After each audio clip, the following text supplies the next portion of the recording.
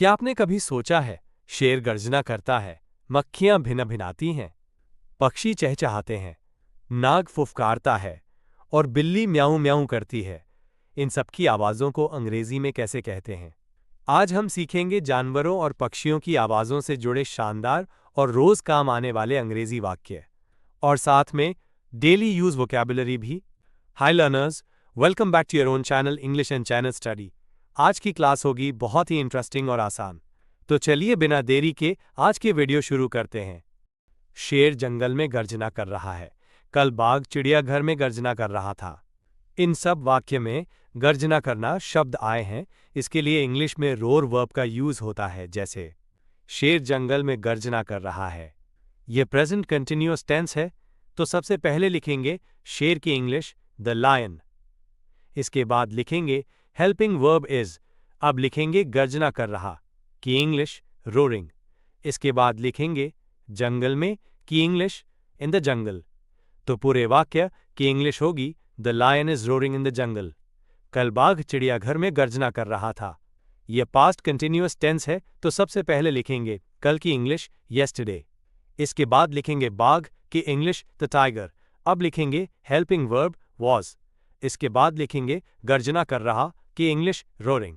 इसके बाद लिखेंगे चिड़ियाघर में की इंग्लिश इन द जू। तो पूरे वाक्य की इंग्लिश होगी yesterday the tiger was roaring in the zoo. शेर गर्जना करके शांत हो गया। यह पास्ट इंडेफिनिट टेंस है, तो इसकी इंग्लिश होगी the lion calm down after roaring.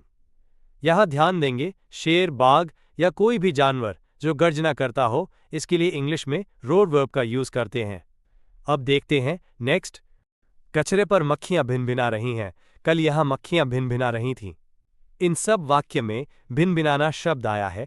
इसके लिए इंग्लिश में बज वर्ब का यूज होता है, जैसे कचरे पर मक्खियां भिनभिना रही हैं। यह प्रेजेंट कंटिन्यूअस टेंस है, तो सबसे पहले लिखेंगे मक्खियां की इंग्लिश फ्लाइज। इसके बाद लिखेंगे हेल्पिंग वर्ब आर। इसके बाद लिखेंगे भिनभिना रही की इंग्लिश बजिंग। इसके बाद लिखेंगे पर की इंग्लिश ओवर। इसके बाद लिखेंगे कचरा की इंग्लिश द गार्बेज। तो पूरे वाक्य की इंग्लिश होगी flies are buzzing over the garbage. कल यहां मक्खियां भिनभिना रही थीं। ये पास्ट कंटिन्यूअस टेंस है, तो सबसे पहले लिखेंगे मक्खियां की इंग्लिश फ्लाइज। इसके बाद लिखेंगे हेल्पिंग वर्ब वेयर। अब लिखेंगे भिनभिना रही की इंग्लिश बजिंग। इसके बाद लिखेंगे यहां की इंग्लिश हियर। इसके बाद लिखेंगे कल की इंग्लिश येस्टरडे। तो पूरे वाक्य की इंग्लिश होगी flies were buzzing here yesterday. एक और वाक्य को इंग्लिश में बनाएंगे, जैसे मधुमक्खियां भिनभिनाती हैं। ये प्रेजेंट इंडेफिनिट टेंस है, तो इसकी इंग्लिश होगी बीज बज। ध्यान दोगे मक्खियों, मधुमक्खियां या और भी कोई किट के भिनभिनाना के लिए बज वर्ब का यूज करते हैं। अब देखते हैं नेक्स्ट। पक्षी पेड़ पर चहचहाते हैं, चिड़िया 2 घंटे से चहचहा रही है। इन सब वाक्यों में चहचहाना शब्द आया है। इसके लिए इंग्लिश में चर्प वर्ब का यूज होता है, जैसे पक्षी पेड़ पर चहचहाते हैं। यह प्रेजेंट इंडेफिनिट टेंस है, तो सबसे पहले लिखेंगे पक्षी की इंग्लिश द बर्ड्स। इसके बाद लिखेंगे चहचहाना की इंग्लिश चर्प।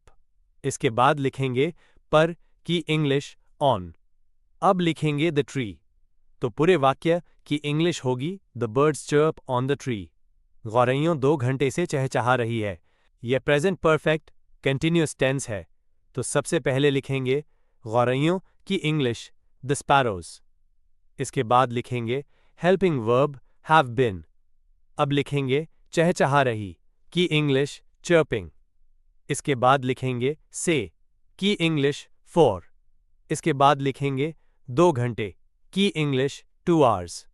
तो पूरे वाक्य की इंग्लिश होगी the sparrows have been chirping for 2 hours.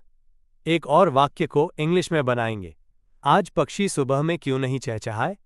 ये पास्ट इंडेफिनिट टेंस है, तो इसकी इंग्लिश होगी why didn't the birds chirp this morning. यहां ध्यान दोगे पक्षी, चिड़िया, गौरैया या और भी कोई पक्षियों के चहचहाना के लिए चर्प वर्ब का यूज करते हैं। अब देखते हैं नेक्स्ट। काला नाग फुफकार रहा है, सांप गुस्से में फुफकारता है। इन सब वाक्य में फुफकारना शब्द आया है। इसके लिए इंग्लिश में हिस वर्ब का यूज किया जाता है, जैसे काला नाग फुफकार रहा है। यह प्रेजेंट कंटिन्यूअस टेंस है, तो सबसे पहले लिखेंगे काला नाग की इंग्लिश द ब्लैक कोबरा। इसके बाद लिखेंगे हेल्पिंग वर्ब इज। इसके बाद लिखेंगे फुफकार रहा की इंग्लिश हिसिंग। तो पूरे वाक्य की इंग्लिश होगी the black cobra is hissing. सांप गुस्से में फुफकारता है।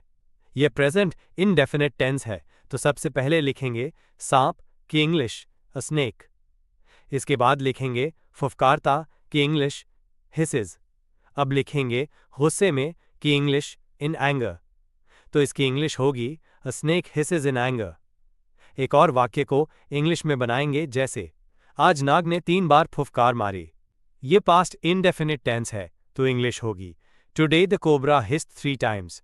ध्यान दोगे कोई भी सरीसृप या सांप का फुफकार मारना के लिए हिस वर्ब का यूज होता है। अब देखते हैं नेक्स्ट। आज काली बिल्ली ने म्याऊं म्याऊं नहीं की। बिल्लियां रात में गुर्राती हैं। इन वाक्यों में अलग अलग शब्द है, तो वाक्य के साथ ही समझेंगे जैसे आज काली बिल्ली ने म्याऊं म्याऊं नहीं की।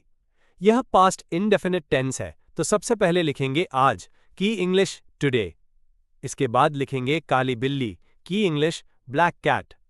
इसके बाद लिखेंगे नहीं की इंग्लिश डिड नॉट। इसके बाद लिखेंगे म्याऊं म्याऊं करना की इंग्लिश म्याऊ।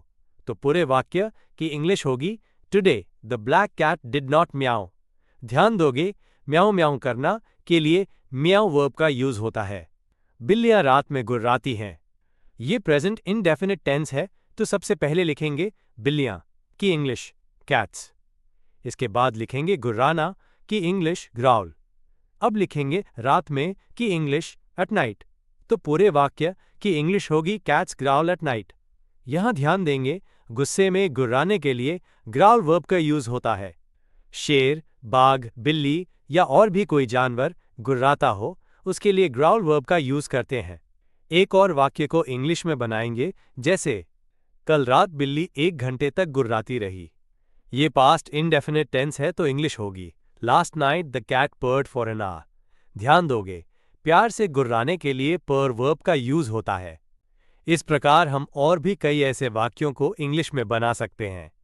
सफेद बिल्ली मुझ पर गुर्रा रही थी, इसकी इंग्लिश कमेंट बॉक्स में बनाइए। छोटे वाक्य बड़ी इंग्लिश के वीडियो की लिंक इस वीडियो के डिस्क्रिप्शन बॉक्स में है। ये वीडियो खत्म होने के बाद छोटे वाक्य बड़ी इंग्लिश का वीडियो जरूर देखना। अब ये क्लास यहीं समाप्त होती है। यदि इस क्लास में आपको कोई कंफ्यूजन हो या मन में कोई क्वेश्चन हो, तो कमेंट बॉक्स में कमेंट करिए। Please like, subscribe and share.